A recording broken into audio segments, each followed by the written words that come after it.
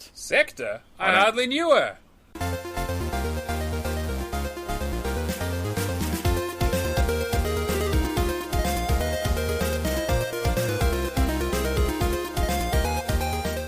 Hi everyone, this is the Kingdom Hearts Kirby. Welcome to the Real Gamerscore podcast. This week I am joined by Organisation 6, Matt. Got it memorized. And Organisation 9, Cameron. Here at Real Gamerscore, we like to discuss all things Xbox, achievements, and hacking and poning our unobtainables. This week we talk about game passing on, Microsung's cold-based games, and why all our community's ideas are bad and you should feel bad. But first, here's the song of the week. My lobby lies over the ocean. My lobby lies over the sea. My ping's in the several thousand. So please open a lobby for me.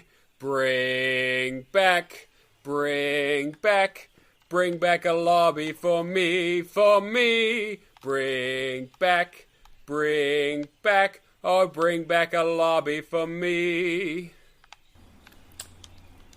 No, did you mean to say prees? Oh, did I? Oh, I wasn't noticing. Oh, I can read it. That's fine. That's cool. No, it's cool. You know, it works. I just wasn't sure if you intentionally said prees instead of please. But look, no, it's a good song. Coincidentally... What? Yeah. Sorry, what? Do we just want to redo that whole thing? No, we're good. Coincidentally, I do know that song, so... Same. Oh, that's good. I know the song. This week, we'll probably give you a pass on knowing who it actually is, who sings it. If you get the name of the song, that's probably good. Yeah, I don't know. Yeah, song is good enough for me in that regard. If you know the answer to what that song is, send a message to the Real Gamerscore account on True Achievements. That's Real Gamerscore with a 5 instead of the S, or the Twitter account at Real Gamerscore.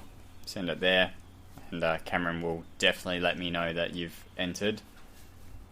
Because he's done that in the past for all those people who entered, right, Cameron? I mean, I think I haven't got any messages on the Twitter account yet. But who could know? I mean, literally none of us could know. There is no possible way. No.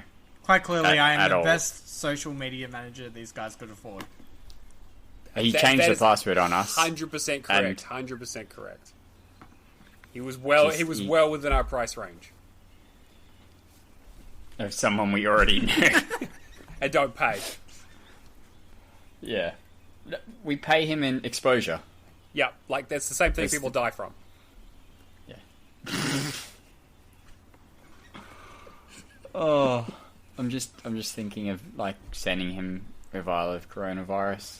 Just some exposure to that, you'll be fine. Oh, radioactive materials, sweet. It's like Spider-Man, just so much worse.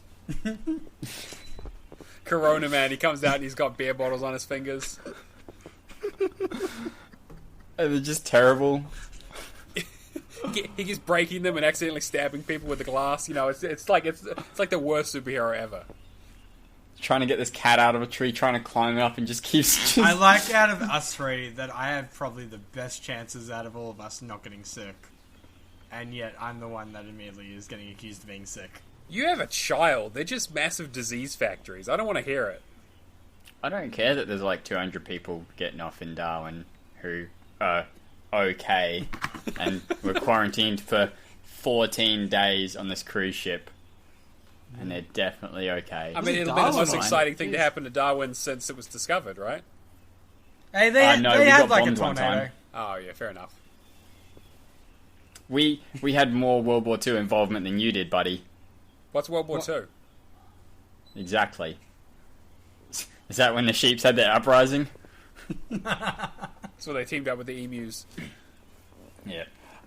If you want to get this conversation in real time, you can join us on the Discord, discord.io/realgamerscore. I mean, just kick us off and we'll abuse whatever country you want us to, or whatever disease you want us to. It's all good. If you would like to support us on Patreon, patreon.com/realgamerscore. Once again, we have giveaways once a month. We have content that is sitting on my hard drive and will get out. But it's sitting there. It's like wine. It gets better with time until it becomes irrelevant. Which is pretty quick. You're saying anything we've said has ever been relevant? Once. We did say something relevant once. Okay. No one remembered though. Episode 20 or something. Did we have an episode 20? There was one at some stage. We did 1,000 Miles by Vanessa Carlton for the song. Did you just know that off your head, or are you looking at the list? No, I have. Because you're updating it. What are you talking? What list? What are you talking about? I know all of them off the top of my head. That's how we've definitely never repeated a song. Right? No, we definitely haven't on an episode. Jeez. We do run another giveaway related to our random to-do list little challenge that we have going. Random to-do list is a list of 25 achievements from your locked achievements on trueachievements.com. You just get them and you sort of can use it as a self-challenge, kind of motivate you to play some backlog titles. To win our prize for the month, which is 7th Sector, you need to unlock at least one achievement in the month of February from your random to-do list and answer the trivia question, another game with the word sector in it. Now, there is only one other, so any other titles I will not accept. Sector? I hardly knew her. Even if they're on other platforms, they don't exist. You're a liar. I will delete you from... I will block you, so you can't send us messages again. You were a filthy, filthy liar. That's probably why I don't get messages from Cameron anymore. Moving on very quickly. Got some news this week. Star Wars Jedi Fallen Order kept bugs too, and I've now opened the link so I can't see the rest of the headline. To release for holiday. Nailed it. In the least surprising news ever for anyone who's played the game. Basically, they were like, hey, this game's really good, but it's really buggy, but also it's EA, so we need to get this out for holiday. So we're just going to leave a bunch of bugs in it. Yeah. See, I must have played it well after all of those were patched, because I was fine. Yeah. I looked at this, I'm like, what do you mean they kept bugs? It was fine. When did it come out? Was it November, September? wasn't it? I'm going to say October, just to be in the middle. Price is Right. I think it's October, after November, me, something like that. because I Or am I thinking was the movie? playing it just before I went to Sydney, which was mid-November. Yeah, and November it had 15th, been out for a so bit. it was exactly mid-November. Okay. I must have played it for like 2 weeks after then, or something. Yeah, I didn't play it until relatively recent. I think it was like December I played it. Yeah. Though in saying that, I got to the first story-related achievement, so it's not like I deep-dived the game and had put hundreds of hours in and experienced no bugs. The first hour and a half was fine. Yeah. Yeah. But, not really surprising that EA has... I don't even want to say rushed, just that they've kept a deadline and said you have to hit this deadline, and it wasn't ready for the deadline. They're also just capitalising on this. I use the term loosely, but success of the movie. Sure, and the Mandalorian, and all the Star Wars stuff. Like it was really like a last hurrah for Star Wars in a lot of ways. Like December, because it was the game, you had the TV show, you had the movie. And then now it's like we don't even know if they're going to do any more Star Wars movies, because they said they're not doing any more like trilogies. They're apparently going to do more one-offs, but who knows when that'll happen, because Solo didn't do super well. I mean, I'm glad they brought it out, and to be fair, I'm with you, Chin. Like I played it a little bit after release, sort of like a few weeks after, and it seemed like most of the issues were fixed. I mean, I saw like a lot of bug compilations online, and a lot of people complaining about it. It definitely didn't have the level of polish that I come to expect from Respawn. And that did detract from it a little bit. Like, it was a bit... sometimes you would glitch a little bit through, like, a ledge or something, or you wouldn't quite catch it right, or the enemies would do weird stuff. But, like, it wasn't anything game-breaking by any means. Yeah, and it seems to be, rather than lots of people being affected by bugs, it's more a few people getting just hammered by bugs. that tends to be what it is. Like, it was the same thing with Mass Effect Andromeda. Yes, there was some visual stuff, but it was tended to be a few people get really hammered by some weird facial animation bugs and stuff. Like, most people had a reasonable experience. Yeah, although to be some fair, people like got crab walking. There were some technical issues with Andromeda, for example, for sure. But also that game had a lack of polish just overall in terms of everything. That I think is more indicative of how it was made as opposed to it being rushed. Yeah. First visual I just got from that was Assassin's Creed Unity. Oh, with the no spatial, eyes. Yeah. Stuff of nightmares. There's some really good bugs out there. There are some just fantastic bugs. If you have any good bugs, submit them now.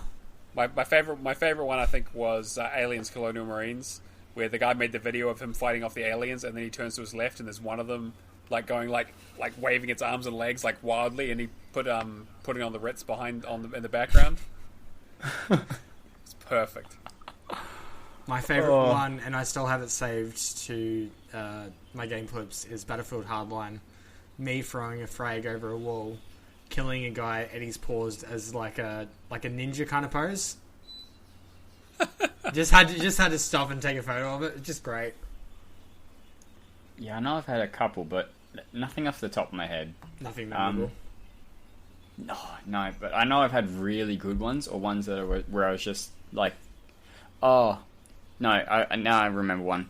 There was one in Tennis World Tour where the model for my character was stuck, but I wasn't.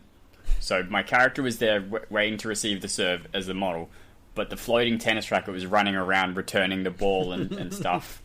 And that was the entire match. Was my player just even when we swapped sides, he was on the other side with the opponent, just stuck in that waiting to receive a serve pose.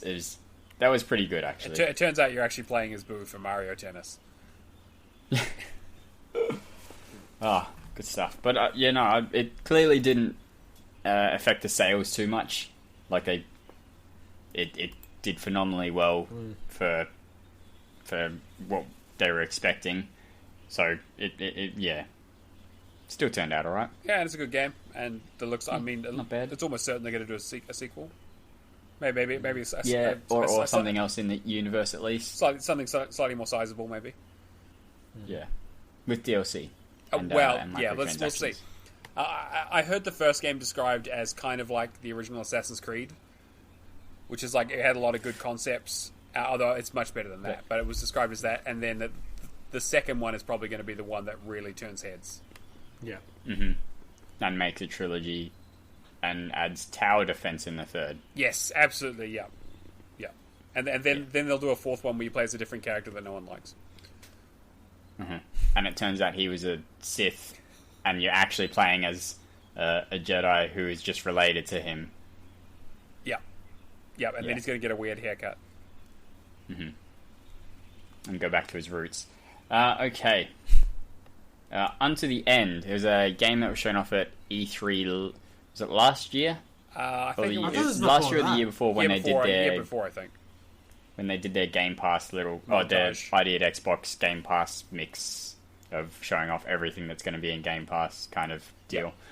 Side-scrolling, adventure, action-y game with a bit of combat thrown in. Looked pretty good from the brief clips. The developer has spoken a bit about how his specific deal with Xbox Game Pass has worked. Now, I just want to mention this is not indicative of all of the deals, but it kind of gives a bit of insight to how some of the smaller devs might be getting rewarded for Game Pass. So they said essentially they get a lump sum of money upon release of the title, which, and I don't know whether it's calculated on how much Microsoft thinks it would sell, or they just blanket it at, X amount of copies at whatever price point you're putting, or how they come up with it, but they give them a lump sum. I was going to say, it might just be a lump sum. Like, It might just be case by case basis. Like I would be surprised if they had an algorithm that would do it for them. Yeah. The thing, like, if they're giving a lump sum, kind of a flat rate lump sum, case by case, sure. Although I guess devs don't know what other ones have got unless they say. So you wouldn't be like, why did that indie game get more than my indie game? Because you wouldn't know. Fair enough. They'd be signing so they get a lump sum. Probably. Yes. I mean, maybe not necessarily, but I mean, like, it seems like because a lot of the stuff they talk about in here would be stuff that you would assume would be NDA'd. So either they're breaching contract or it's not a big deal. I think maybe the exact numbers would probably be NDA'd, but sure. maybe the topic. And no one has really needed to talk about it before, like it hasn't really mattered. But yes, they get a lump sum upon release, and they don't get any further royalties or bonuses for, having a ton of people playing or downloading or whatever. It's just lump sum on release to keep him going, and whatever happens on Game Pass is unrelated to that. Now, this is for their specific contract, so I imagine maybe some of the bigger titles might have a more royalty-based contract. I would assume so. I mean, I guess it would probably be up to Microsoft to determine what kind of draw that game will have to Game Pass and to their ecosystem. So, I mean, I'm sure that some of the larger devs or something like, like GTA, for example, I'm sure Rockstar putting it on Game Pass, they're not just going to get a lump sum. They're definitely going to have some involvement in getting people over. Yeah. They also talk about their specific exclusivity contract. So essentially, they are on a subscription exclusivity to Game Pass. So they can sell on Steam, they can sell on PlayStation Store, but they couldn't go they mentioned Apple Arcade in this instance, which is a subscription plan on iOS. They couldn't go on PS Now, whatever it is that PlayStation has, for their 6-month Game Pass contract. Which seems fair. I think that's reasonable enough. Your subscription is tied to us, but if you want to sell the game on the other platform, that's fine. Because it's a different draw, as you were saying. And then they talk about their fears is that when a big genre comes out, so these subscription models turning to just get a bunch of games that are in that genre because that's going to have the biggest draw, as opposed to having a variety, which I think works better. And I think Microsoft have said as much, that the variety seems to be better. Like I know that I don't remember who was talking about it, but it might have been Mike Ibarra or something, where they were talking about, or it could have been Phil Spencer. They mentioned that they were seeing upticks in people who had never played genres before playing things in Game Pass just because they were there, and there was a very low barrier to entry for them to just get into stuff.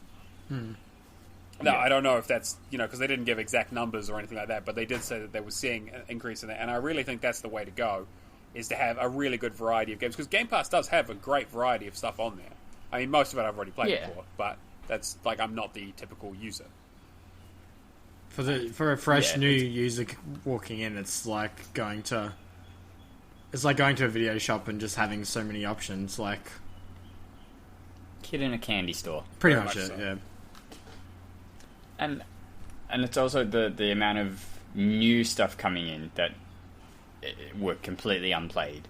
So, Unto the End being an example of a brand new title that wasn't released anywhere else before, coming in day one on Game Pass, and those are big factors, I think, as well. Having those titles that are completely new. I think it's a couple of things, right? So first of all, you've got the low barrier to entry because you're essentially paying for Game Pass no matter what. So you have the game, you can it's low entry, you can just get into it and play it. There's also the option of people being more likely to buy DLC or buy more in-game stuff because they got the game for free. So there's that, not that sunk cost problem.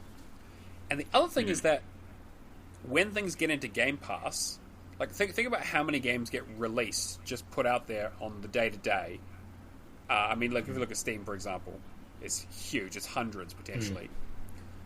Like something coming out in Game Pass is actually a separate news story to, hey, this game has come out or these games have come out.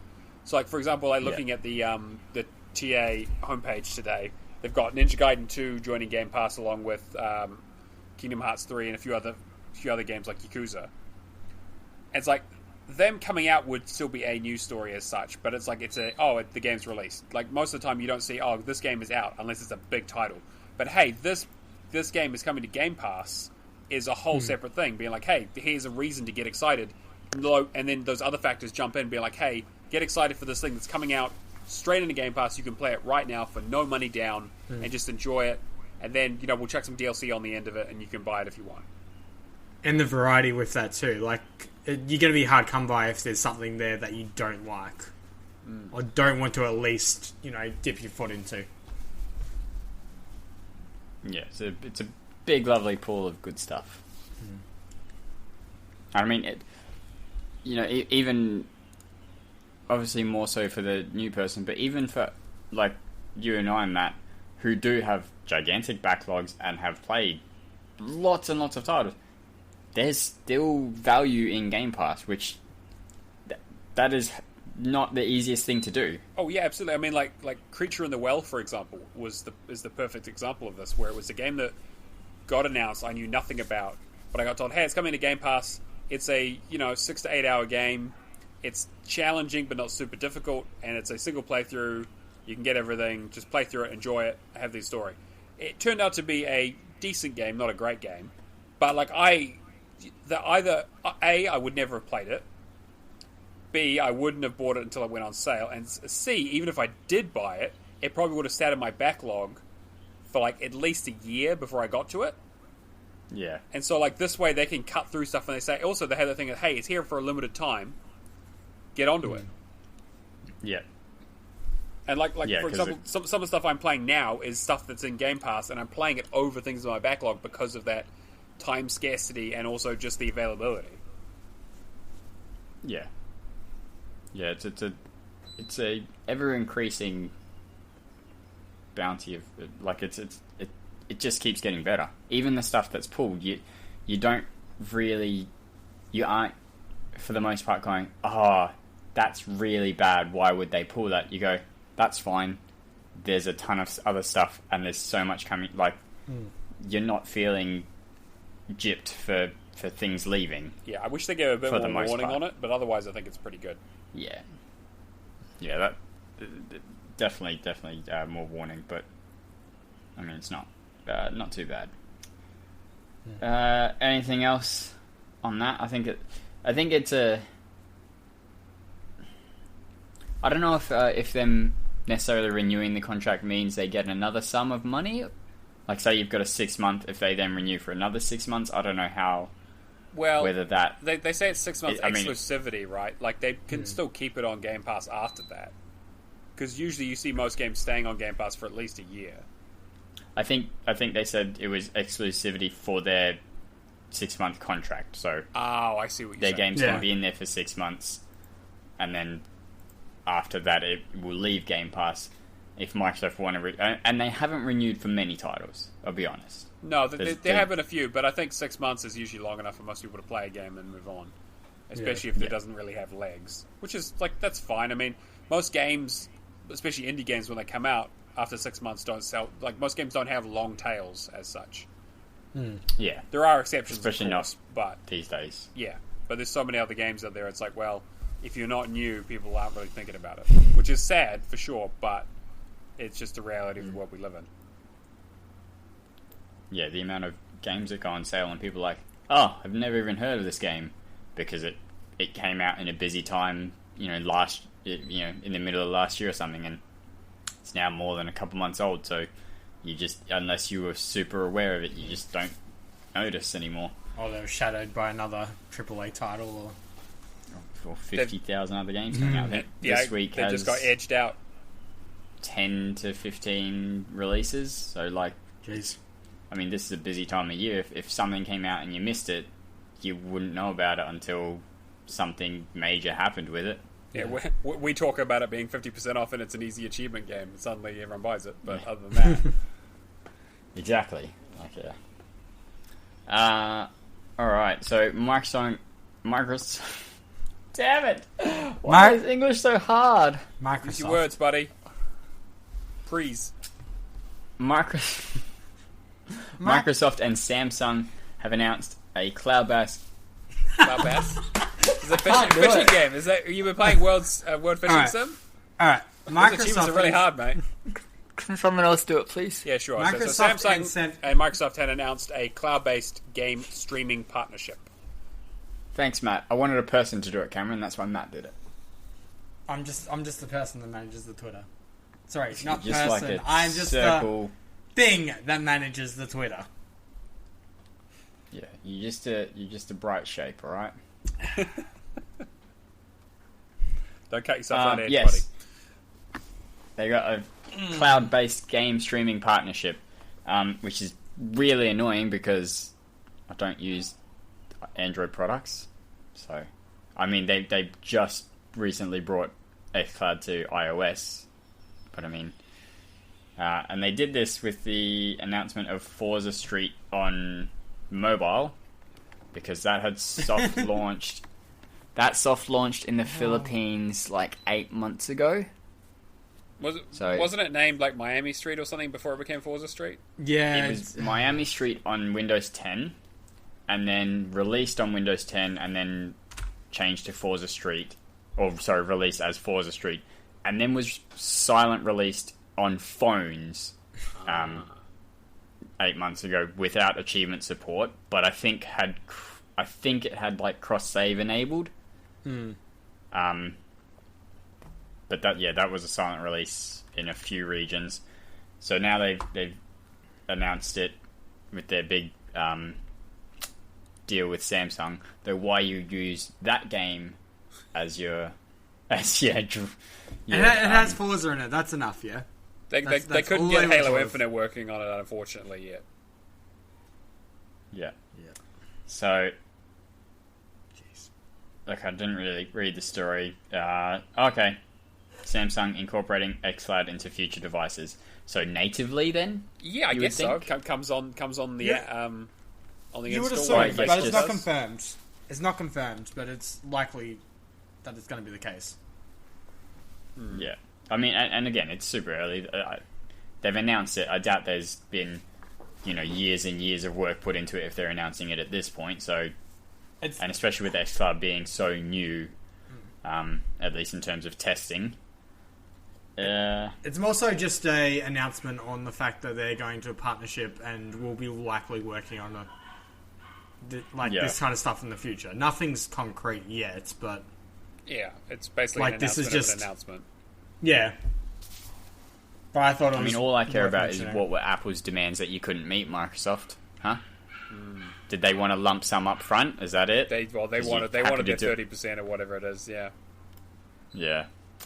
It's unfortunate. Well, but I've got a Samsung Galaxy, so I'm looking forward to not being in the feature set for this because it'll probably be the one just after the one I've got.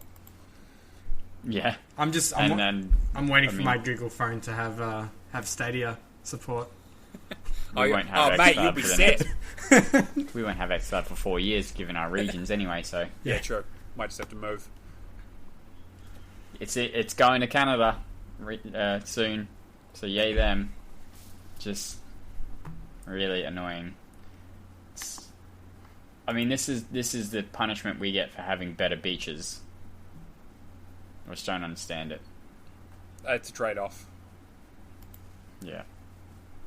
But we get less violent animals.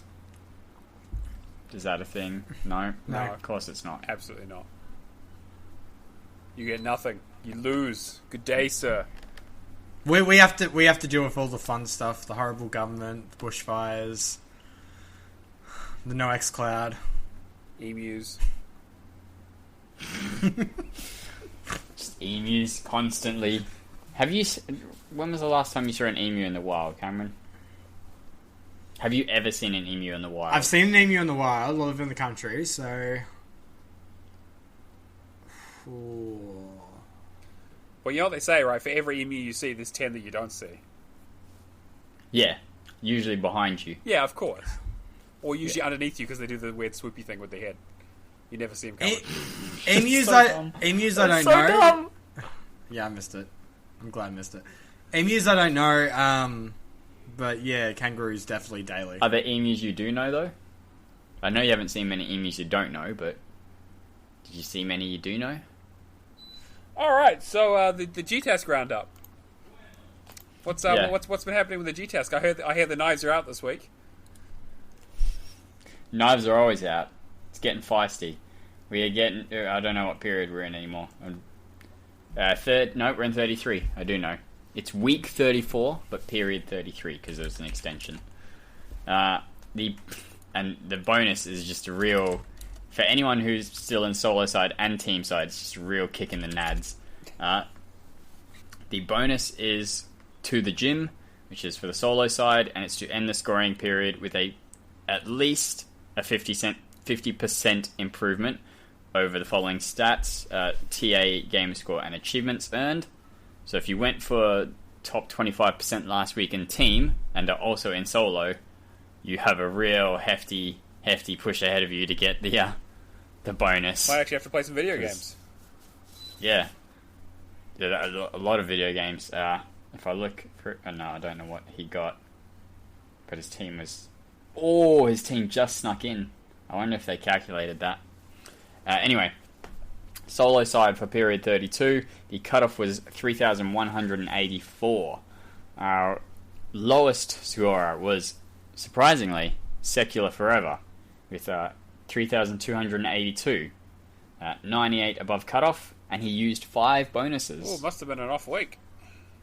Yeah, I mean, I think he was playing a lot of Fable Fortune, and course. he's sort of at the point where he's finishing up, so there's not there's not many achievements left, so therefore there's not a huge amount of difference left for him to get. Our highest flyer was Jimbot UK with his 3rd spot finish and 9,673 true achievement difference. We had no knockouts, so we're still chugging along. I mean, kind of surprisingly because it's so low, but we're getting to the point in team side where teams have teams are gassing themselves and are out, so the cutoff is kind of low. 4,361 this week, so not much more than solo. Now that there's only a few, I think we're still at 2 teams being eliminated, but we'll get down to 1 soon per week. So that's why, you tend to have a couple of teams that just can't do it anymore and drop out. Our lowest scorers were names you can't pronounce, with Prauxes, Ex Povos, and J Balaku. And I mean they were low, the lowest, but they still smashed it. 8,210 true achievement difference, 3,500 above roughly. Our team high was Is This Team Leapfrog, Jimbot UK, Daniel JJ14, and Infamous in 7th spot, so they just nicked the bonus. And I wonder if that's what they were aiming for, or whether something happened and they couldn't. I know Jimbot's been pushing hard in Tadpole, so I don't know. But 7th spot and 20,556, and no teams eliminated. So good on them. All right, Cameron, you'll be nice and quick. What have you been playing this week? Alright, so I've just been working on the normal ones. Fable Fortunes, once again, servers close in a few weeks. I've managed to get majority of the achievements done with 2 left to go. One is the mammoth task of playing 2,000 matches, which I'm about 60% of the way through. I'm just glad I got all the characters stuff done on Sunday. I thought I would have this done by now, but yeah, just the matches is just taking a lot longer than I thought. After that, I've only got 1 achievement for finishing, I think, 11 more seals. How do you get seals? Seals are so what I'm doing is I'm signing into my old profile on my PC because it's Play Anywhere. And I'm using that alongside with my Xbox profile to have like a team of 2 players, a co-op team, and then you're just versing a boss. So you're taking it in turns against this boss, and then just playing normally. And you just have to beat the boss to get the seal? Yeah, so yeah, that's pretty much it. And it's one seal per character, so you can get 6 on normal during the week and 6 on hard, so you can get 12 during a week. Okay. Last week was Nostro, which was near impossible because I'm not getting a lot of card packs just based off playing. I think a lot of it was just DLC purchase, which has since been removed. And now it's just the case of I can't build a good deck to go against him, so I basically just had to wait it out to this week. I've done it with one character already just to test the waters. Seems to work fine. I don't know how I'll go on getting the hard stuff done, but it's not necessary for the achievement just as long as I get it all done over the next 3 weeks. Okay, so yeah, as long as you do... I mean, you have 3... At this point, if anyone is starting now... I mean, if they're starting now, they need to be completing every week.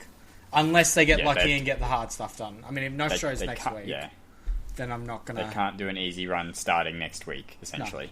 And I wouldn't be leaving this late. Hoping that you get a good boss as well. Yeah. Well, this is the thing. Like, it's been removed from the store on that too, so I don't know of anybody that would be leaving it this late to start. Anyway, but... I have Fable Fortune. I mean, you keep working on your build, mate. You keep working on your build, buddy.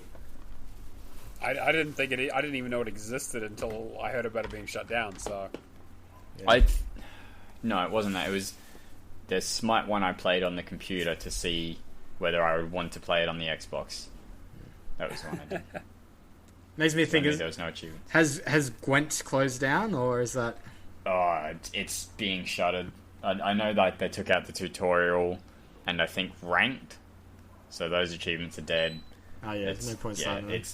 It's going down. That is a tough leaderboard, that carton board leaderboard, because you have like no games left to play. I'm just waiting for the day that Lies of Astaroth gets shut down. I have a reason to uninstall it. Like I've started that, so that's probably going to be... You finished it yet? No, I haven't touched it in ages. I remember that, like, a few months back, that was all you bloody talking about. I know, it was great, and then I realised, like, in my soul that I hated myself, so I stopped. As you do sometimes when you're playing these games. I'm sure you do that with Neverwinter. That's what I do with a lot of games. There's too many to list. Alright, keep going, Cameron, sorry. Cool. Moving on, my other slog, Age of Empires 2. So, keep on continuing through the campaigns. I'm not sure if I mentioned it last week, but I did the Tamberlane campaign. I can't remember if it was last week or this week. But I got that done with I don't know how to pronounce this for the life of me. Kotian Khan or whatever it is. Got that storyline out of the way. God! Yeah, I think it's just about some guy posing as some other guy versing Mongolia. I'm glad you played the storyline. I mean... And skip. Paid attention and stuff, you know? Oh, yeah. Definitely. No, I pay attention in the fun ones. This was... You have those missions where you just can't resource boom and it just drags on and on. Like, I think some of these matches are just taking a good 3 hours at this point. Oh, God. Yeah. Like, it's fine, but it's not. I haven't Gamerscore in that time. Somehow rather like us. Yeah, I could get an easy 3k compared to this 5G after doing 5 scenarios. But, yeah, I think as soon as I get the campaigns out of the way, a lot of the stuff's going to be a lot easier. I can probably just set some stuff up to go automatically in terms of, like, building castles, that kind of stuff. Because I do have 2 profiles that I can probably just, like, work each other off. Mm-hmm. But, yeah. That's probably going to just continue on for a few more. I want to say probably another 2 months, but yeah. Moving on, we finished Remnant, or we finished the storyline to Remnant, and it was all well planned. It was an ending. It was an ending. I mean, like, just the hype and the build-up after Matt said, hey, wait a minute, we're going to put a pause on this. I've got to hit my 1.3. We'll come back to this another time. And me and Brad are just like, Really? Because he had to hit it on the spot, which I don't blame him, but just... And he had to start and finish a game. Yeah. I did. Which is, that's the other thing, is Look, he won't just make up the score. He's got to do 1,000 in something awful. Yeah. And he did. But, Oh, I did. We'll get to that. We'll get to that later. But, that ending boss that me and you carried Brad through, yeah? Yeah, I wasn't going to jump in on his spot here, but I was just saying, I remember we going into the boss, and so the way the boss works is you're essentially running around. The first phase is he's like Doc Ock, and he's like floating around with his weird octopus arms, and you just shoot him a bunch of times, real easy. The second stage is he puts on this big armor thing that's like a butterfly or whatever, and he takes no damage, and he'll shoot people, and you just got to keep dodging the shots, and then he'll randomly select someone to send into an alternate dimension where you got to fight off enemies, and every enemy you kill in there gives you a buff that doubles your damage against the boss. So if you kill you need to kill 10 to 15 guys to really make a dent in him, and then you basically teleport back, and you shoot him enough, and you'll do enough damage to him to stagger him, and then everyone can shoot him. So we go into this, and Brad's like, well, I'm the DPS, so I'm going to do most of the fighting here.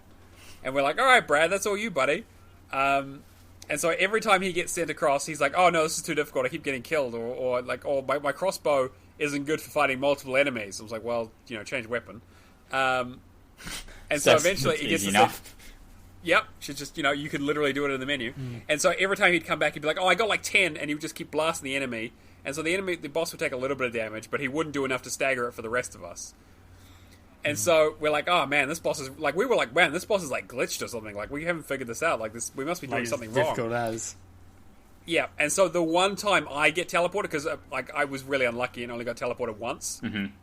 I get teleported across, I kill 15 enemies, come back, and I basically stagger him in 10 seconds. Yeah. And then we all just blast on him until he drops his health. It's so effective, it drops his health down to 15%. Wow. And so then it's just a question of, okay, well, we just need to do that again, and then I never get teleported again. The game's like, not falling it's for like that again. Brad for the next 4 times, and we're Matt by the 4th time's just screaming, pick me, for God's sake, because this boss fight is the slowest thing ever. It is literally you slightly moving to the left or slightly moving to the right, just dodging the bullets. Very basic, yeah. Yeah, okay. Very basic dodging. You could easily just be on your phone and just be doing it at the same time. But anyway, just Brad keeps getting teleported, and he doesn't die every single time, but by the 4th time, Matt's just screaming at him come on, what the hell, just finish him. Because easily, every time we're hitting him, he's doing and the guy's coming out, we're doing 1% damage? If that. Yeah, right, maybe, we might drop maybe 1 or 2% of him per run on that. And of course, and when you're in the alternate dimension, you're constantly losing health. And you're being swarmed by enemies. So it's not a fun time. But Brad just couldn't get the DPS up, which, it happens to a lot of guys. Now, in the alternate dimension, is it just you're on a timer, or until you die? It's basically until you die, until you go down, and then you get teleported back. You get teleported back, or you can run to one of the portals and escape early. Okay. But there are 2 portals, but one of them is glitchy, apparently. It doesn't always teleport people. Which, to be fair, happened to Brad a few times. I was going to say, you run up to the portal and nothing same thing happened to me, where I was just waiting there for 5-10 seconds. It's like, oh, you're finally out, but I'm dead. It was just But glitchy. you get to keep the buff for a little bit, even if you die, so... Pick him up. Okay. It's about 10 seconds. But, yeah, I think by the 5th time, I finally get dragged in, and because most of my abilities just focusing... I'm just basically the healer, yeah? Basically, I didn't choose to be the healer life chose me. Yeah, it's what tickling the guys coming at you. So yeah, basically tickling the guys that are coming at me. I think the 5th time when I got dragged in, I managed to get a 12 stack, and we were kind of just expecting alright, well, I'm not going to get enough damage done by it. By some sheer miracle, he staggers, and we finish it off. Yeah, we'll just destroy him. I mean, it was really close. You could tell the buff was about to wear off.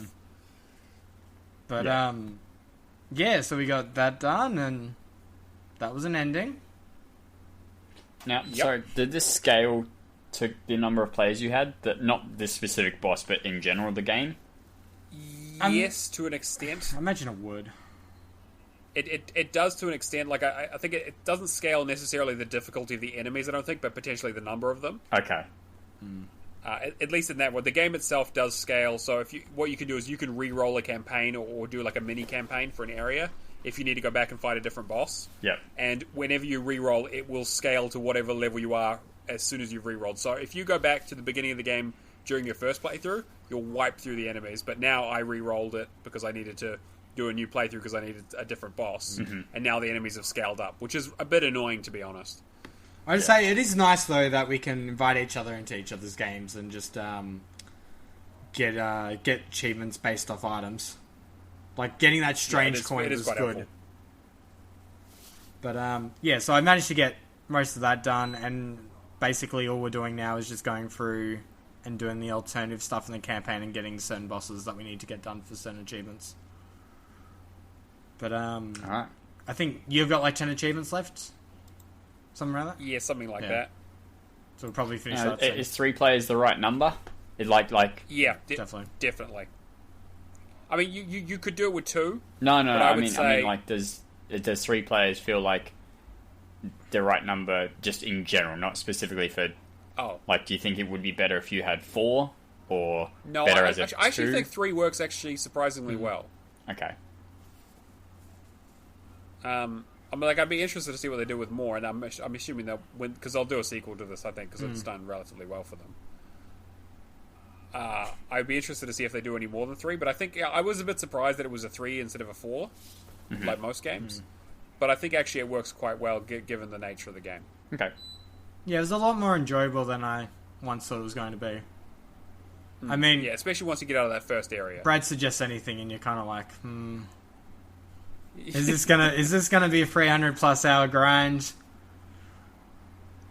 He's a madman. Never I tell mind. you, It was every like time we 10 play, minutes, he's so like, just logged every in time we and play, got he's all like, the "Hey, do you want to play achievements." this game after we finish Remnant?" And we're like, "Nope."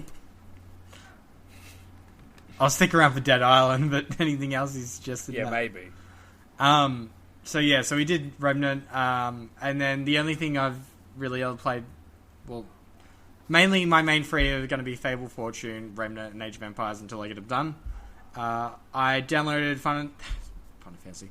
I downloaded Kingdom Hearts 1.5 and 2.5 last night because they released in the store. Kingdom Hearts 2 Final Mix I've started playing through. It's probably one of my favourite games of all time. I forgot how slow the start feels with Roxas, which is my major fault with the game. It just has such a slow start. But played through on critical mode. Oh, jeez, I just went out a Vietnam flashback there. Yeah. I was just going to let it go by. What does he say? What does he call you? Oh.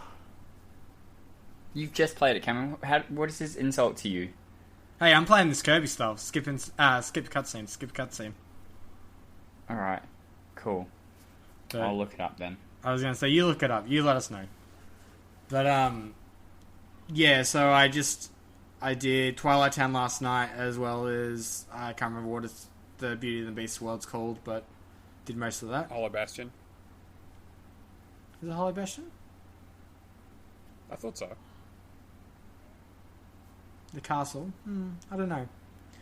No, but Which I castle? don't think the castle is... Castle- No, the castle's separate. Castle's separate, yeah.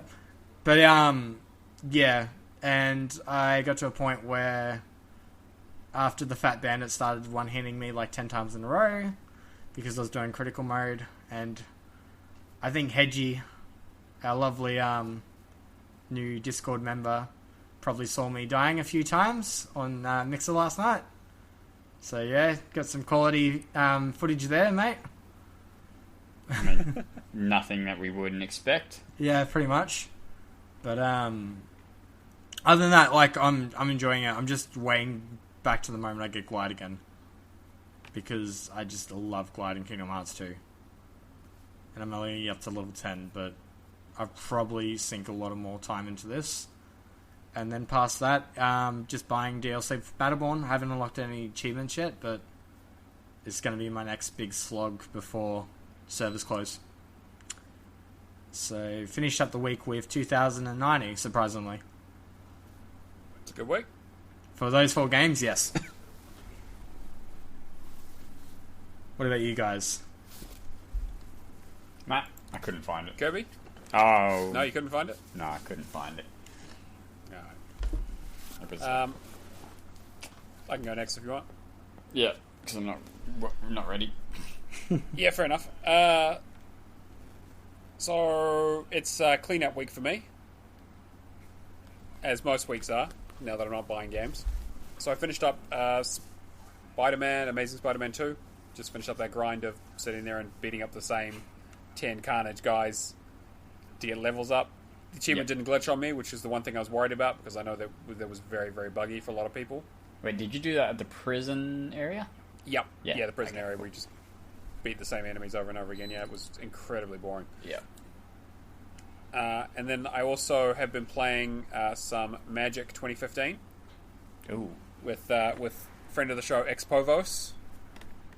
Kronos has been very helpful. Him and his kid have been helping me boost the game while he's working on G-Task. He just gave it to his kid. I never found out the girl's name, but hey, whatever. She knew how to use the cards to destroy herself and just keep getting me my wins. So just trying to get my last achievement for 100 wins in the multiplayer. Tell you, that's parenting. I don't. Yeah, that's what I was saying. Instill the values in young. Yeah. And then so I'm working on that. It's kind of my sort of grind game. Remnant, as Cameron and I talked about, I'm still enjoying it, but it's kind of hard to go back to now because it's literally just a grind now instead of actually kind of seeing the new areas. Because really, there's only 3 areas in the game, and it's actually a bit short in terms of content. But I'm repeating it. We've got a boss. We've got to get the alternate boss in the 2nd and 3rd areas, and then there's a couple of quests, like side quests, randomly generated ones that you need to get certain traits and items. To get the 30 traits and I think 10 pieces of armor. So there's going to be a little bit of re-rolling, a little bit of grinding, and then you need to get like 200,000 scrap anyway, so you might as well just keep playing through it. And the Dying King. Undying King. Oh, and yeah, of course we need to go to see Undying King, who we killed last time, ironically. Also been working on Goat Simulator on Windows 10, so I finished up the base game and I did most of the Payday DLC. I've got like a couple of achievements I need to go back and do there. I was just trying to get some points to fit in for my 1.3 million. And so once I got to 1,000 off, I was looking for the worst game possible, and the conversation on Discord led me to Post-War Dreams. Oh. Man, that was... Yeah, like I was expecting bad, but whoo-wee. I mean, at least it was relatively easy. Yeah, I don't know why this game exists. I don't know who thought that it was in a state to release. And I also don't understand why I got to a point where my melee axe suddenly had ammo for some reason. That was good. And then when I was trying to hit enemies with it, they weren't taking any damage. So I actually spent most of the game just jumping over the heads of enemies and running. Yeah, you can, aside from the one achievement where you need to kill someone, you can basically skip them all. There are some towards the end that are on rooftops that it's easier to just kill them, especially because when you die, they won't come back. Yep. But yeah, you pretty much skip good them all. Good old war of attrition. Just keep bashing away at it until you get the achievements. Yep. I missed one. one. I mean, it was... Oh, you did? I have no idea where, but... Well, if you tell me what it is, I'll tell you where it is at least so I can help you. But it was the perfect quintessential game for my trophy case, because it was absolute trash in the best possible way. So, that's done, got my 1.3, and then I looked at my completion percentage, and I was 3 or 4 achievements off of 93%. So I decided, all right, well, I'm going to load up some games, finish up some stuff. So I've actually joined a Discord server for people doing the Call of Duty extra modes, and found someone who's been helping me out with COD Ghosts, Whispering Clown. Big fan. Thank you very much for your help. He listens. He does? Oh, yeah, cool. So that's been really, really helpful. So we did a first run through of the the normal map that comes with it and the 2 others. We probably need to do a couple more run-throughs of the other ones, and I got to collect some collectibles and do all the challenges and that sort of stuff. And so there's still a fair amount to do, but I'm actually enjoying it. It is a lot more fun when you have someone who knows what they're doing and actually has some of the permanent upgrades of super good ammo and understands how the game works and has really, really good knowledge of it. It's actually kind of like a fun co-op experience where just playing it by myself feels like a real chore. Mm-hmm. So been enjoying that. We'll probably work a bit more on that later in the week. And then I've been getting back into Darksiders 3. I was on last time we spoke. I was on the Gluttony boss, which is the 6th Deadly Sin, with just Pride as the last one. Although I think you have to refight a couple of them if I've looked at some of the spoilers. And I was like, well, I can't go back on the show saying that I got stuck on the boss and I haven't beaten it for an entire week. So I just sat down and smashed it out. Finally beat that boss, grabbed a couple of collectibles, and got a couple of achievements. I was like, cool, I can come on the show and be like, sweet, got this. And then I was just looking through the guide, and it was like, oh, hey, I hope you haven't used any of these items, because they're really, really useful, like, at the end game. And I look at my inventory, and I've used, like, 8 of them. So I was like, okay, well, I could probably get a few more of them, so it's not a big deal. But I'm like, wow, that probably added another 5 hours to my completion time. Because you have to hit level 100. So there are items there's an item that will give you a level up straight away, and I was really struggling on the boss, so I just popped a couple of them to give myself some extra stats, so I wasn't so squishy because I'm playing on Apocalyptic. Mm-hmm. And it's like, nah, you should really save those, because the values go up. Yeah, it takes longer later because you got to get to 100. But whatever, it's when I finish the game on Apocalyptic, I'll chuck it down on easy, on story difficulty, and I'll just run through it mindlessly and just beat up a bunch of dudes. I am actually having quite a bit of fun with it. It's still a really good game. I finally have some good upgraded weapons, and once you get an idea of how the enchantment works and what the sort of builds are, the game becomes a lot easier. I still get absolutely wrecked when they just throw a bunch of the really unfair enemies at you, because the game's a lot more about dodging than blocking, because you can't really block at all. Mm-hmm. So yeah, it's a bit more Bloodborne than Dark Souls as such. And I really feel like the enemy placement in some of those areas is like, well, this is a tough enemy, and so you got one enemy who teleports and he can kill you in 2 hits. And we're also going to chuck a golem at you that just keeps swinging at you that you need to dodge as well. And he also has an AoE. Fight them together. You're like, oh great, that's exactly what I wanted to do with my time. So, whatever. I'm going to go back through the DLC because you get some really good armor for finishing it, apparently. And I'm going to try and at least finish up the story by next week. We'll see how it goes with the rest of my games. But, yeah, so not a massive week for me. I mean, massive week in terms of milestones, but not in terms of score. So I ended up with 2,665 this week. Alright. And I did as per usual, I did a reasonable amount as I moved ever slowly towards 1 million. So I did 2 Ratalaika games which are very similar in terms of gameplay, but quite different in art style. 0000, this one from a couple of weeks ago, and Reed Remastered. Both of them kind of remind me, kind of like Super Meat Boy or N+. N+ in the, because I feel, having played neither of them to a huge extent, I think N+ you have to usually get a key to and then to the exit. Yeah, or you have to open a door. And yeah, it's usually not just straight to the exit, unlike Super Meat Boy, at least early levels that I've seen. Yeah, this was kind of the same. You had to get an item and then either get to an exit or, in 0000's case, get back to the start. Zero quartered has randomized level order, so it's still if you die, you'll just go to the next level, but you can see all 100 levels down the bottom, and you can see which one you go to, and you might end up going back to levels that you have died on. So it's hard to kind of give a guide of or watch a walkthrough video, because the levels that they're getting may be different to levels you get, and you only need to do 30 something or 40 something, and it's really not that difficult. Most of the levels are pretty quick, and some of them you'll die and go, okay, well, that sucked.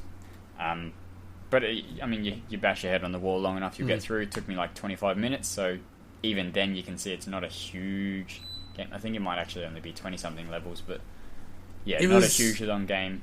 Achievement was 34 levels, yeah? For... I don't remember. Yeah. Because I played this last week as well, and it was quite... I found that some levels were ridiculously hard, and it was just easier just to kill yourself and then go on to the next thing. Yep, some levels were dumb, and other levels were like super easy. But and so then because it's jumping randomly between which level you get, the difficulty scaling does not exist. It's completely non-existent. You go from the tutorial level to level 99, and it's super difficult, and you're like, what, why? And I've remastered similar traps and stuff that you have to avoid. I kind of feel like it was more punishing than 0-0 because there's a lot more blind drops and stuff where you were just dropping down and you landed on a trap, back to the start, and the levels sort of felt like they took a little bit longer than they did in 0-4. But still pretty easy. Nice quick 2k. I've started Glass Masquerade 2. I don't want to comment on it yet because I haven't finished. I haven't put what I would consider enough time. I think I'm like 6 or 7 puzzles out of 33 done. The only major difference is all the puzzles so far are round, so there's no unique shapes. They also so far have all been sort of purpley, blue, green in terms of color scheme. Like, it may change later, and I've been told it does change later, like reds and yellows and stuff get introduced, but the majority of it has been those 3 colors, and like it's just, it so far is not as good as the first. I'm not enjoying it as much. It also adds hard mode where you rotate the pieces, and I think there's 8 axes so 8 points that it can rotate to, which it just makes it harder for the sake of being harder. I feel like it doesn't add to the game. It doesn't. It's just making it harder and making him take longer. And it's like it even says in hard mode the average puzzle time is 60 minutes. I mean, the early ones I did in 8 and 10, and then one I got stuck on for 35 minutes. And because the other thing is the shapes of the pieces aren't really distinct enough to, or the colours don't go together well enough to clearly go, okay. That was a problem in the first game as well. Yeah, but at least they would always rotate in the right place. You go, okay, that's definitely the wrong shape. You go, oh, well, this could be the shape here, or if I turn it this way, it could also go down here, and the color schemes work for both of them, and I don't even know where this color is, so But the Sangria's at the Hidden Levels has put up a walkthrough guide where it kind of does, like, shows screenshots of maybe 4 or 5 pieces at a time at going through the puzzle, so you can kind of get an idea. I mean, I'll see how I go. I might just revert and use that, but yeah, I'm just not enjoying it as much. After that, I got another first in the world to complete of Lost Artifacts. I did kind of cheat because I completed it on like the 12th of February and it comes out today. So, like, 3 people had it by the time I completed it. So, but it's pretty good. It doesn't have the feature where you can swap between normal and easy and your progress is retained. So, I think Sangria's has been playing through on normal because you need to get 3 stars on all the levels and you need to use the time slowdown power up. And I think he's saying that, like, the levels are really forgivable with the times. I mean, I barely paid attention when I did my normal playthrough, and I 3-starred pretty much everything up to level 23, which is where you get your first power up. But I had done it on easy before just to get all the 3 stars, and I did mention to the publishers that, you know, other games have had the swap with progression retaining, and people like to get 3 stars on normal, but sometimes they get stuck on a level and want to swap over to easy. So hopefully they implement that, because that's an absolute lie. I just want all of you to be able to play on easy, then swap to normal for one mission and get that. Yeah, so fingers crossed. But look, it's still a good game. There's still a few RNG levels where you're just waiting for altars to pop up the right random resource, but not too bad. I also did Oliver's Adventures in Fairyland, which is a platformer. if it was, it's kind of like a Metroidvania, except it's not actually backtracking.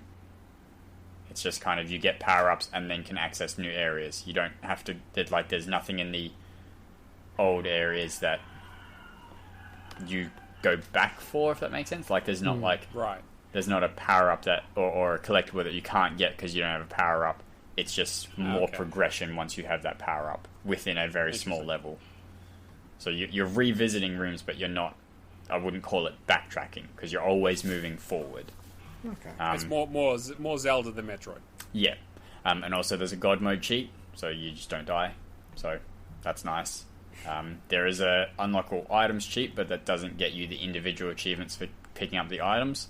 So don't use that. The walkthrough is very good on TA. I think it took me just over an hour to complete. Ellen, the game, it's like those side-scrolling pixel art horror games. Basically the same as all of them. There are some enemies that you run from. Sometimes there's not enemies you run from. You do puzzles. You finish the game. Really easy. I used Bad Driver's guide for that, who does PlayStation guides, but they work exactly the same for Xbox. Can't remember what else I used his guide for recently. Anyway, Tuo Vive, or Survive. So I don't know, Matt's played. Too Vive, Too Furious. Too Vive, Too Furious. Really crappy twin stick shooter.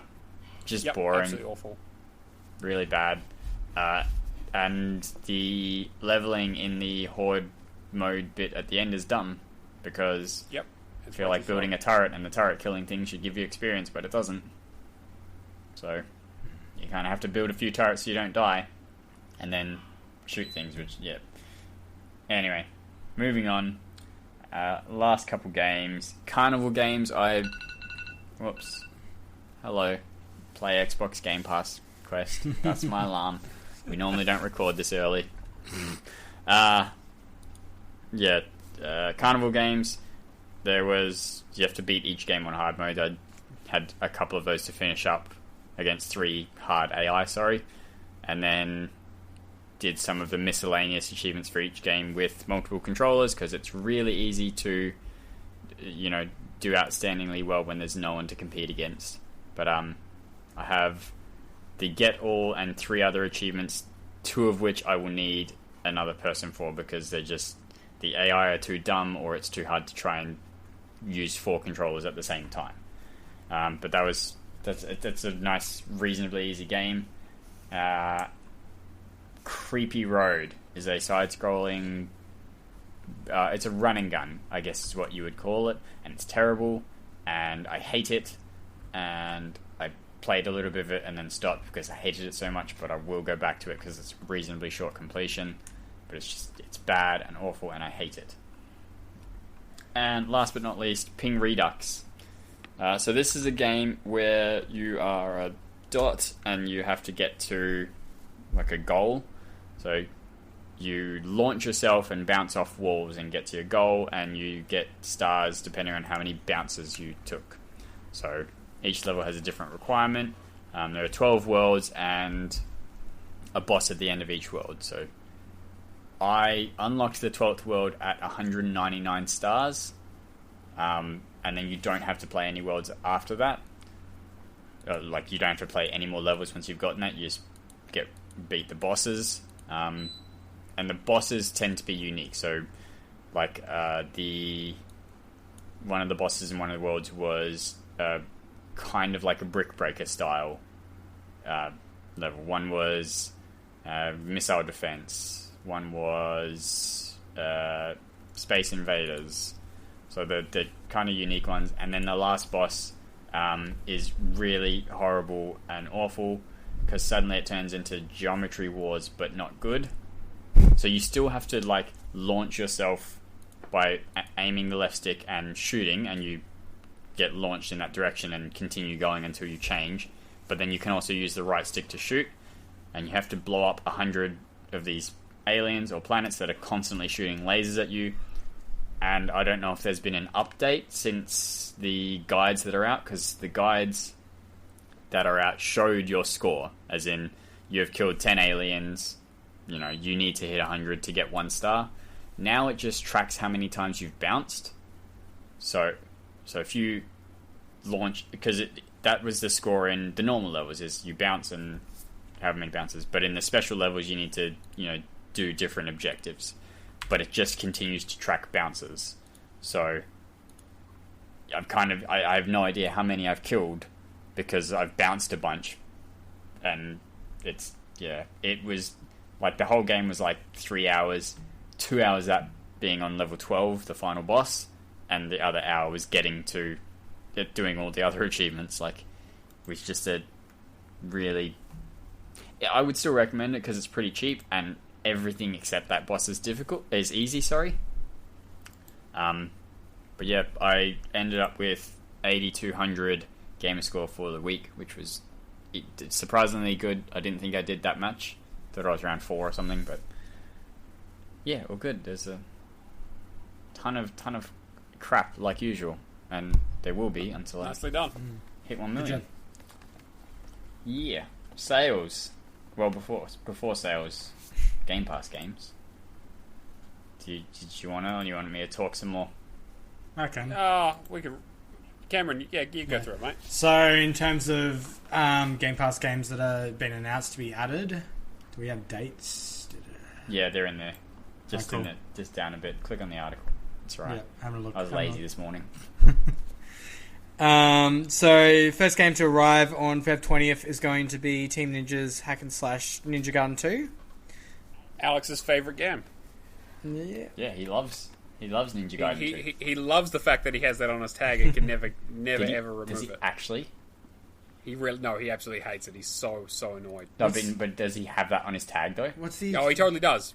Oh. Yeah. Me and him both have that on our tags because we commiserated the fact that we'll never be able to finish that game or remove it. Does it have a leaderboard based achievement? Is that what I'm thinking of, or something else? It's got a mission mode ranking achievement. Oh yeah, no, screw that. It's Oh, so don't it's touch bad, it. and that's the DLC. Don't touch this. Just ignore. Yeah, don't play just ignore what I just said. Cool. It's a great game, but don't play it. Yeah, exactly. Not worth the hassle. Kingdom Hearts 3 is dropping on Feb 25th. So yeah, definitely get that if you haven't already. 2 Point Hospital will be also released on Feb 25th, as well as Wasteland Remastered. Hype for 2 Point Hospital. It's coming out on both PC and Is that the score console, it gets too? Yeah. Sorry, what was that? What did you say, Matt? I was going to say, is that the score it's getting? 2.0? Yeah, probably, to be honest. Probably. I know. It's not going to be it's like The Sims, but as a hospital, I think. One of those type management-y games. So how many people can I kill? Let's find out. I think you can kill. I think people can die. Is this like Surgeon Simulator where I can just go nuts, or is it like... No, this is like you need to build a doctor's office and then put a doctor in it and then add a waiting room and then... Keep him supplied with enough cocaine. Can amphetamine. I put all the doctors in a waiting room and remove the door, similar to how I would put all the people... No, you don't have that level of control because you Damn don't... it! Dude. You can add lots of vending machines though. Can I put all the doctors in a pool and remove the ladder? You can't put you can probably do some kind of hydrotherapy. Okay, close enough. I'm fairly certain people can die if you neglect them long enough. Just in general. Yeah, also in general, but in the game too. Cool. So yeah, Wasteland Remastered on Feb 25th as well. That would be day one. Then on Feb 26th, Yakuza 0. Is it Yakuza 0? Yeah. Yeah. Sorry. Yep. Which is arguably the best one they've done. So yeah, I'll probably pick that up. Prequel to the remasters. Cool. I mean, it's the prequel to the number 1 and number 2, but technically the remasters as well. But that one, according to PSN profiles, is 140 hours and 2 playthroughs. Oh boy, for the completion. So might not touch that then. And then Jackbox Party Pack 3, which I think, what's that, like 8 to 10 hours? Yeah. Hold up, what games does it have? That has Trivia Murder Party. Does that one have the TKO, shirts? Espionage, Faking It, and Quiplash. Is it Quiplash? Quiplash 2, yeah. I think it's... Yeah. Yeah. No, that's not that long. That's a very short one. Does that one have the So there's shirts? nothing- Is that what I'm thinking of? Yeah, that's the one with the shirts. Oh, That's a 3 to 4. TKO. Yeah. you remember TKO? And arguably probably the best Jackbox party pack. Yeah. Yeah. I still remember TKO. And again, I'm going to put up on my browsers and then try and make as many jokes as possible and laugh at the ones that I think are the funniest. Oh, I really want to see that. Oh, mate, that's a whole stream idea. I got that. I Wait for it to come to was Game going to Pass. say, yeah, we need to stream it again when it comes to Game Pass. Playing. Yeah, Don't know. we should probably actually just play it. Yeah, I own it. I own Yeah, all the I'm Jackbox. pretty sure I own it too. That's right, but yeah, it's very good. Yeah, alright, so those are the think main we ones did- coming to Game Pass. TKO, didn't we? Yeah, we did, because we were making jokes Matt about Mum the jokes. fact Matt was black, Or wasn't your it? mum? Yeah, Yep. something Yeah. about. Yep. Yeah. That's what I'm Yeah, saying, yeah. like, we've played it before. I'm pretty sure of it. Don't be racist, Cameron. I don't know if it was it Party Pack? Look, Well, we definitely played it. Yeah, We played look, the it's not t-shirt one, racist that's if only it's in that true. one. You guys didn't know Matt's actually black. Only from the waist down, buddy. Okay. Moving on, Gamerscore games. Do you want me to read for a bit? I don't care. I'm happy to. So, don't care about anything anymore. No, I don't care if you read or if Matt reads, but I've just talked Yeah, cool. for a week. Yeah, cool. A Way Out is 75% off for $7.49. Good player, 2-player co-op experience.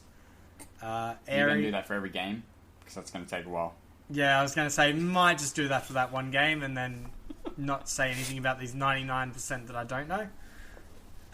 Airy. Is it Airy? Airy. Yep. 25% off for $5.24. Another site is 30% off for $20.99. Blood Waves is 40% off for $5.99. Candle, The Power of the Flame, 70% off for $5.99. Captain Cat, 50% off for $3.49. Deployment, 60% off for $3.99. 1 hour completion from memory. Yeah, a little bit there's a skill-based. little bit of there's a little bit of skill, but like not that much. Yeah. I finished it. So. Cool. Yeah, so I mean, Mac can do it, then everybody's fine. Embers of Miriam, 60% off for $5.99. Foxyland, believe also 1 hour completion. Yeah, 25% off, $3.74. Furwin, 35% off, $6.49. Gnome's Garden Lost King, one of Kirby's favourites, 60% top off. 10 Gnomes Garden game. Cool. 60% off, $3.99. Goat Simulator, 60% off for $3.99. Gravity Duck, 33% for $3.34. Hamrick, 80% for $3.99. Infinity Runner, 70% for $2.09.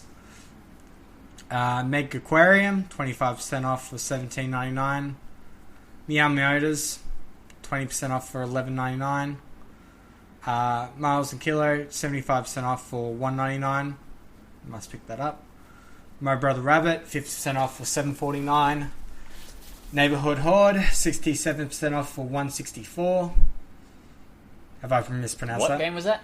Neighborhood Horde. Neighborhood. Uh-huh. Oh Okay. god, that's confusing at first glance. It's It's just a the bit fun. neighborhood. Yeah, cool. Omen Site, 67% off for $6.59. Our Boy, 40% off for $14.99. Paperbound Brawlers, 30% off for $6.99. Planet of the Apes, Last Frontier, 55% off for $8.99. Purple Chicken Spaceman. Keep going. I was You going got to say this. I just immediately got Tarragon stuck in my head. I don't know what. Just I heard Spaceman and I was like, okay. 50% off for $4.99. Road Rage, 85% off for $2.99. Seal of Solitude, $9.95. $9.99, 50% off. Stone, 25% off for $11.24. Which is about a koala detective. Really? So, yeah. So Sounds like quality. spin off of the American Dad. I don't know. We have a review code. Okay, cool. Submerged, 80% off for $3.99. The First Tree, 60% off for $3.99. The Office Quest, 25% off for $8.99. Weeklist, 20% off for $15.99. And then everybody's favourite, Riddle Tree Adventures for 60% off at $1.99. Alright. Recommendations. Yeah, I'm going to recommend A Hat in Time, like I do every time it shows up. $17.99, 40% off. Great 3D platformer, especially if you're into the old sort of Mario Galaxy, Super Mario Sunshine sort of style of game. Relatively short, not too difficult, but it definitely has some challenge to it. And yeah, just a quality game all around. With me, I'm going for Burnout Paradise Remastered, 75% off for $4.99. I mean, if you can get a few friends together, this is a great co-op experience. Or in case you don't have any friends, I'm also willing to boost it. Yeah, I mean, all that Because shit. you need achievements? Yes. Okay. I haven't started it yet. It's in my backlog. Are you guys picking up anything? I'm picking up a lot. I think there's 7 items in my cart. Ooh. But I can't remember what they are, and I don't have my cart open, so I know I'm getting like weekless because it's a really expensive game normally, and I don't know that it's gonna. 20% is enough for me. I know I'm getting the Office Quest because that's relatively new. I'm quickly looking through that list of our quick Meow Motors I'm getting, Furwind, and a couple others that I don't think are on this list. But I don't remember what. I might... Sorry. I might pick up a few of the 75% off. I don't have Miles and Kilo. I might get Whittle Tree Adventures. I might even pick up A Way Out. I've been waiting enough for a steep enough drop, but I think everything else... Road Rage is god-awful, isn't it? Oh, yeah, terrible. Yeah, like, I kind of wish I'd used that for one of my milestone games, to put it in perspective. Because it was that bad. What's the time estimate? 8 You to guys 10? know? 10 to 12? Yeah, probably 8 to 10. You can get it done a little bit quicker. Just make sure that you're when you're doing the final grind out for hitting people with drive-bys, make sure you periodically go and do missions to save the game. Okay. Because I had the game freeze on me twice and I lost a heap of progress. Damn. I might pick that up just for the sake of just racing kind of games. Well, not so racing, but you know what I mean. Yeah. Car games. Yeah. And vehicular games. Mm-hmm. Good sale though. Not getting anything because he doesn't buy games anymore. Nope. I mean, I will admit that I did pay $3 and pick up the Division 2. Yeah. But you know what? Like, that was so good a deal that I couldn't resist. I mean, 95% off. Jeez. Yeah, it's pretty good. Pretty sure but, Fug I'll never bought that. What was that? You bought it? I think Fug bought it. So he's contributed $3 to this. I mean, that's the kind of game you would just pick up like that you might already own, but you just don't feel like inserting a disc anymore. Yeah, at that price. Yeah. Yeah. So potentially I might play it. I won't, but potentially I might. We have a community question. I don't know why I said question weird. It is from Hack and Pone, who sent in a message on trueachievements.com. He says, "Hey guys, Cameron's not a guy, he's a thing. thanks for that. How do you guys, again... I also don't like being gendered in this way, but I'll let it go this time. Hey guys, how do you guys and thing handle discontinued/unobtainable achievements when counting completed games and ratios? I'm a completionist, but I also know it's really dumb to avoid games just because there's an unobtainable or a discontinued achievement. So for me, I complete the game for all achievements that are still obtainable, and then I consider the game completed. However, on TA, it still shows up in my game collection and my games as an incomplete game. Currently, I am marking it as hidden in my game collection and selecting the hide from my games and boost lists in the My Game section so that it no longer shows up as incomplete, but it is hard to manage and doesn't work everywhere. Could this be an individual setting that gets added to TA? Do not count unobtainable discontinued achievements when calculating completion count /percentage, and if a game what? Oh, if a game is incomplete. Yeah, okay, I don't... What? This would also have the advantage of making a game reappear incomplete if an achievement is fixed. Or is this a terrible idea? Thanks, Hack and Pone. We will address the first part first. about how we feel about that and how we handle it. I will mention, if you want it to really not show up in your game collection, you can set the ownership status to blank. So one of the ownership options is at the very top is blank. I don't think it's meant to be there, but it is, and it'll just disappear. Like it considers that you don't own the game and you never did. There is a checkbox in the filters for showing games I don't own or excluding games I don't own, and it's checked or whatever. You need to flip that. So if it's checked, uncheck it, or do the opposite, and it'll show up again. So that's how to get it to hide completely from your game collection. As for how we feel about unobtainable or discontinued achievements, guys? Yeah, handle it would be probably the wrong word because I don't very well at all. It's one of the... I like to think of myself as a relatively mentally stable person. But unobtainables are one of those things that really just... It really makes the whole achievement getting experience... it really cheapens it in a way that really messes with me. In a way that I know it shouldn't, because it doesn't really matter in the grand scheme of things. But it's the kind of thing where it's you feel the lost potential, and you never stop feeling it in a lot of ways. I mean, I played a lot of games, and it was inevitable that I was going to run into some unobtainables at this stage. You know, I've got Forza 2 with the auction house. I've got all of Homefront's online.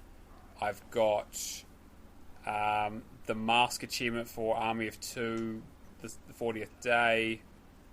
And probably a few others that I don't remember, but it's it's a real bad feeling, and I'm totally with Hack and Pone on this. It's because I'm a massive completionist as well, and it really cheeses my onions. Yeah, Cameron. Look, I probably don't care to the extent that Matt does, because I'm not so much a completionist as I am I don't want to say casual gamer, but I'm kind of in that weird spot of I will go for achievements, but I do have that life balance where I have a daughter, I have to consider family, I have to, gaming is a relaxing thing for me for the most part. I'm not going to get obsessively upset if I miss an achievement because it is unattainable, but it is that thing that, some games you'll complete 95% of the game, realize something's discontinued or unattainable, and I do agree, it cheapens the experience because it's not 100% on your tag, in my opinion. I feel like it's more so a case by case though. You'll have some devs where they will just, it's unobtainable from day one, just sometimes even due to poor coding. Example of this that I can think of is, what was the Games of Gold? Styx, the Shard of Darkness. Yeah, that... The second Styx. Yeah, the second one that has one unobtainable, and I think it's been that way since release, when it could have easily been... It could have been fixed. To clarify, unobtainable means it was never available to be earned. Discontinued means it was earned, or could have been earned, and has since been broken, either by a bad patch or server shutdowns or things being removed from the game.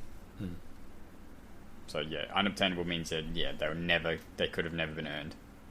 Discontinues I can put up with. I mean, as long as, if it's something as simple as a server closure, if the time's given, it's not just like, hey guys, we're going to close down these servers in 2 days' time. You have to complete 3,000 matches or whatever. As long as it's managing people's expectations realistically and giving them the opportunity to clear stuff up. I understand. These days, with the ability to change achievement requirements, I have even less sympathy for devs at this point. Yeah, I can. Especially the big ones. In the old 360 days, it was a bit of a mess. And looking at stuff like Graw, because there's also there's the other end of it. It was achievements that you basically will never earn. So whether they're technically obtainable or not, chances are I'll probably never earn the Mein Leben achievement for for Wolfenstein 2. I mean, I might do one day, but things like the leaderboard achievements in Graw, for example, like there's no way in hell like I would need 16 Xboxes and at least a good half a year to just work on the stuff. Yeah. But yeah. I'm so discontinued is where I will. So I won't play games with discontinued achievements. For example, like the older sports titles that have them, or games where there was a multiplayer server went down. I mean, I probably wouldn't have played them in the first place. But they're definitely flags that I'm not going to play a game. Unobtainable, I'm less concerned if it's a single one. If it's, for example, there's a game cast of the Seven Gods. One of those. Yeah, they're bad for them. Has like 9 unobtainable achievements or something. I'm going to avoid that. If a game I am playing is discovered to have an unobtainable, I don't care. Like, I'm not as bothered. So if I'm like playing the game and I'm enjoying it or whatever, I won't care. Or if it is in a game I think I'll like regardless. So, you know, whether it's a genre I enjoy or whatever, I'll play it because I'm not bothered. I won't get a game if it has an unobtainable and I don't think I will really enjoy it. Because I buy a lot of games that I just kind of go, yeah, I might enjoy it. I'll play it, I'll complete it regardless, whatever. But if it's got an unobtainable, that's probably going to push me away if I didn't think I'd like it in the first place. Yeah, that's kind of where I stand. I'm not too bothered by unobtainables. Discontinued annoys me more because it means I like, for the most part, because I came in so late to Xbox that I just I wasn't around for this or wasn't aware of it or whatever else. I will occasionally play games on an alternate tag if it has unobtainables and I wasn't sure if I like it, or even if I'm just testing it. So that might be something you do if you care enough about your completion percentage that you still want to play the game but you don't mind not getting the achievements on your tag and being stuck with that unobtainable or discontinued. As for your final suggestion about having the personal setting, that's a whole can of worms, isn't it, on TA? I don't know if either of you have been into those wish list threads. I like to raise them from the dead every couple of years. And just I mean, I like the idea. I mean, it kind of goes against my always turn all DLC thing on.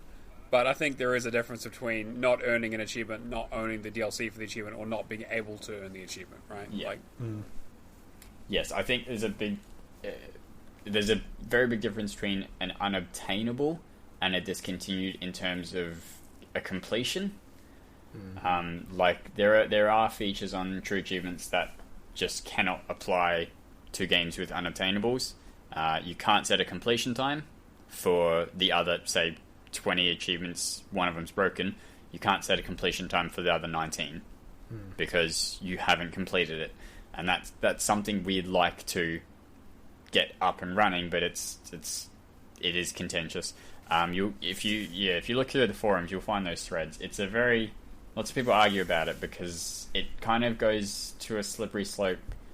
The argument is that there's a slippery slope of if you allow people to customize what their completion percentage is based on,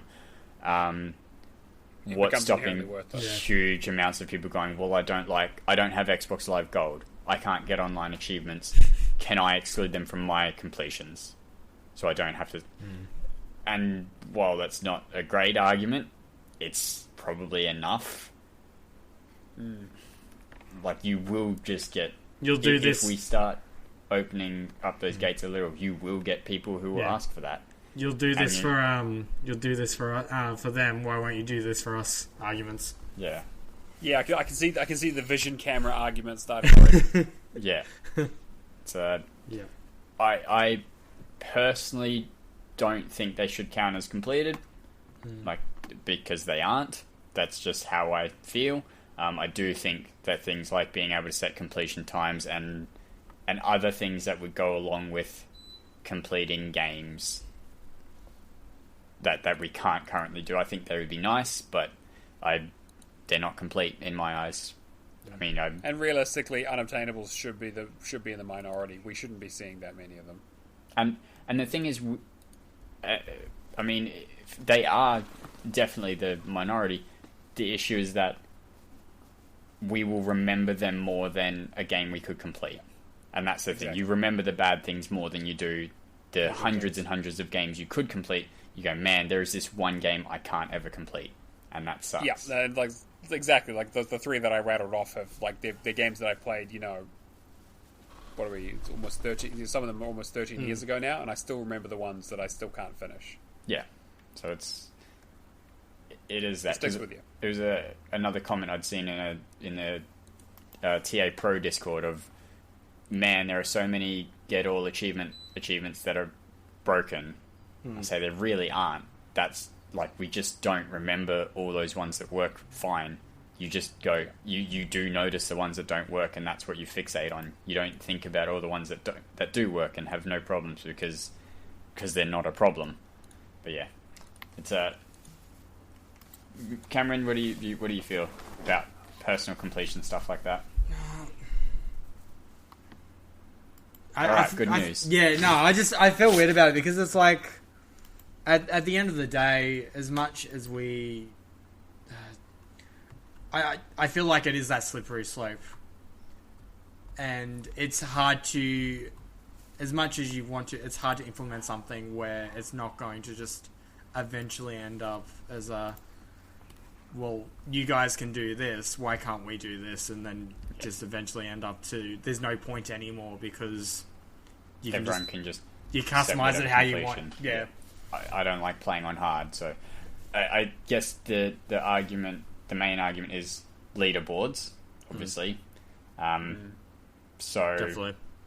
You have the way around that could be your leaderboards are for these settings. If you do not have these settings, you don't go on the leaderboards. So it would. Isn't that how it's already set for DLC at this point? It's your leaderboards are whatever you have set to. For completion percentage. Oh, that seems counterintuitive.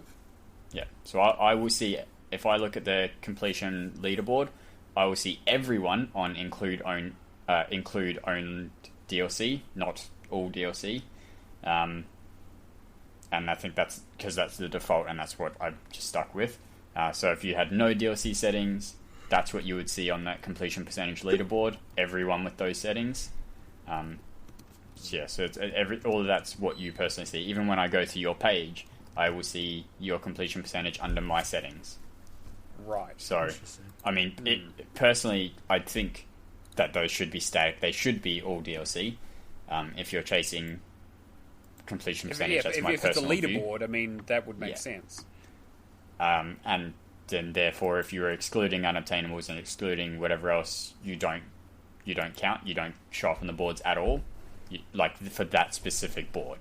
Obviously, it doesn't matter if you're skipping an unobtainable for Gamerscore. But yeah. Also, and that would also affect the completed games. You wouldn't show on that leaderboard if you had your settings not set to the prime settings or whatever. Yeah, good question though. It's you should really look up those threads, and maybe if I'll find them, I'll link them to you, because they are hilarious and awful at the same time. Like, it's the best and the worst of the internet in a thread. Yes, terrible idea having customized completions. Alright, milestones. Finishing off strong. Spazpol has completed 700 games, I presume with correct settings. ShadowlessEdge has completed 150 games, definitely not on the right settings. Wakapale is on an 18,000 achievement win streak. Nerve Bullet has reached 420,000 true achievement score. 420 blows it. Yep, I can't meme. I'm too white. Secular Forever is now in the top 10 of Gamerscore leaderboard for card and board.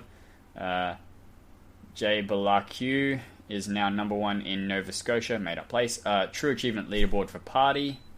So I'm glad Party games? Candyland is going strong, I guess, wherever you live. Do people live in made-up places? It's fine.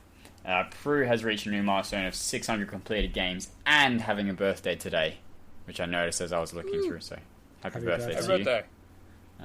You're probably old now. Jimbot UK has reached a new milestone of 1.4 million TA score, which is bigger than the next number, so obviously better, because the next number is Neomaster with 1.3 million Gamerscore. Smaller number, so obviously a worse milestone. Disappointing, buddy. I'm sorry. I just can't compete with the big boys. Yeah. I'm trying. Valaxi has reached a new milestone of 250,000 Gamerscore. Matt Neomaster has also reached completion percentage of 93%. Good stuff. That is on proper DLC settings, unlike some of us on the podcast. So 515 achievements per percentage points at this point. Killing it. Ben L72 has also reached 250,000 game score. Daniel JJ14 has reached 1.2 million TA score. You're just in a leapfrog sandwich, aren't you? Yep. Prue has also reached a completion percentage of 80%. What the Fog has completed 250 games, and McLovin Legend has played 800 games. So good job to our community. Lots of big numbers there. That's going to wind down episode 79. If you'd like to contact the podcast with your questions, comments, feedback, you can email us hello@realgamescore.com. Send us a tweet at realgamerscore on Twitter. Join the Discord, discord.io/realgamerscore, or give us money on Patreon, patreon.com/realgamerscore. All of those places are great for questions and or comments. I've just opened up the same thing twice. Wow, that's really not helpful. If you would like to help the podcast without giving us money, which is perfectly okay, most of you do, subscribe on wherever you're listening: iTunes, Apple Podcasts, Spotify, Stitcher, iHeartRadio, Podbeans, Podcatcher, whatever else. All of those things. Subscribe there. It helps boost our numbers. Leave a review. They're always great to read. We need to find a new review aggregator because our guy's starting to try and charge us, the filthy bugger. Spam us. Yeah. No, I didn't want to upgrade. Go away. Sends 4 more emails. Are you sure you didn't want to upgrade? There's only 1 day left. Oh, you missed your chance. But here's what I'll do for you. I'll give you a 20% discount on the other plans. What? Go away. Tell all your friends. Word of mouth is really important. Retweet us on Twitter, all the stuff we say. Cameron's doing a fantastic job of tweeting, because we're terrible at that. He's good. He's getting all the awesome news out there and memeing. Subscribe to us on YouTube or wherever else. And if you do want to give us money, as I mentioned before, Patreon. Join the Discord is a good way as well, because you can give feedback instantly, and that helps us improve in months away. Helps us improve like 3 months down the line. If anyone wants to contact you, Matt, where would they go? As always, just hit me up on Neomaster, on TA, on Discord, or on the Xbox. I did get a random person saying, "Hey, you have over 1 million gamer score. You're like a shiny Pikachu." You're like a shiny Pikachu. Is that what he said? Yeah, he's like, "Hey, you're like a real life shiny Pika Pika." What are you? Like, okay, buddy. What are you on the leaderboards now? What position are you in the world? In the world, on Gamerscore, I am sitting at around 30s, yeah. Yeah, 36. Okay. Ooh. And then 27 for TA. So I don't see that changing anytime soon, because I'm kind of sandwiched between people who are a little bit lower than me and people who are quite a bit higher than me. Yeah. But you know, and then for Oceania, I'm second because of a certain S. Drew, who just will not give up that spot. That's right. Absolutely crazy. If TA is all we care about, that might be okay. Right. As in true TA meaning true achievements. If that's the only site Yes. we care about, that might be okay in a bit. Yeah. Cameron, where do people want to contact you? So you can contact me all the same places that Matt just said. Mixer, Xbox, True Achievements, just all under ShadowlessEdge. If you want to get in contact with me on the Twitter, just the Real Gamerscore podcast. And then, I just manage the Xbox Achievement community on Facebook as well. Awesome. And also, we're putting a Doom team together to do the Doom boosting. I'm just going to start plugging that. So Go for it, yeah. Shadow and I are going to do some Doom boosting. We need another 2 people. People are keen. Let us know. Also, I'm probably just going to start using this personal platform to get my boosting sessions done because I've gone mad with power. We use the term bullet sponges loosely. Don't have to do anything. How long is Doom? How many sessions of how many do we approximate? Alex reckons he could get most of the, pretty much all but 2 of the achievements in a single session of 4 hours or so. Do they still have the XP boost every now and then? I think it's I'm not permanent. 100% sure. Yeah, I think there is one on, but I'll talk to Alex and report back next week around with some proper details. Yeah, because I think maybe I own it. I got most of mine done on. I think it was a 6.66 multiplier. Yeah, and I think it's on Game Pass anyway. So yeah, definitely is. All right, and you can contact me on Twitter, Mixer, Discord, TrueAchievements.com, Xbox Live, all under the name ChinDocta, ChinDocta. I nearly misspelled my name. It happens. Yeah, I nearly called myself an octopus. I forgot the D. Yep. I was about to go O. Don't usually forget the D, but I did this time. Alright, that's been a lovely episode 79. Yeah, 79. 79. Thank you for joining and listening. Bit of a little short one, but that's what you get sometimes. Sometimes we don't want to talk for a long time because we hate what we're doing and hate our lives, but other weeks we don't. So thanks for everyone joining us. We will see you on episode 80 because we'll be watching you. Bye. Like a creep. Catch you guys. Peace.